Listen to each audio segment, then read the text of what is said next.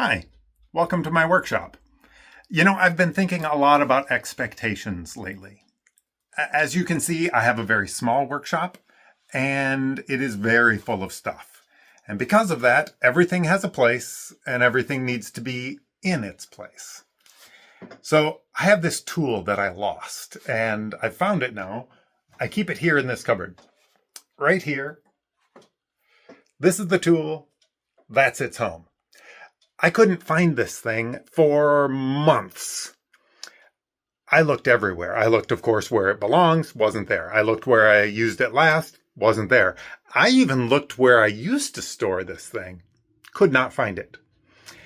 I don't know what made me find it one day, but one day there it was staring me in the face. Again, here's where it belongs. Where did I find it? Staring me in the face for over 6 months. Worst of all, it was there directly in front of where I turn my radio on and off twice a day.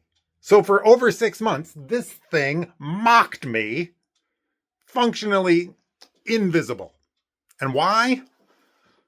It's because I had an expectation. I expected it to be where it belonged. And when it wasn't, it was completely invisible. And that's what happens with expectations. They're like assumptions, right? Really, an expectation is just an assumption about the future. So when I opened that cupboard and expected to see it there, that was just an assumption. When it wasn't there,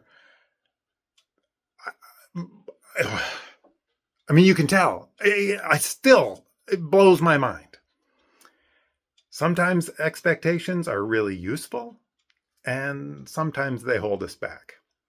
So I'm curious, where do you see this happen in your life?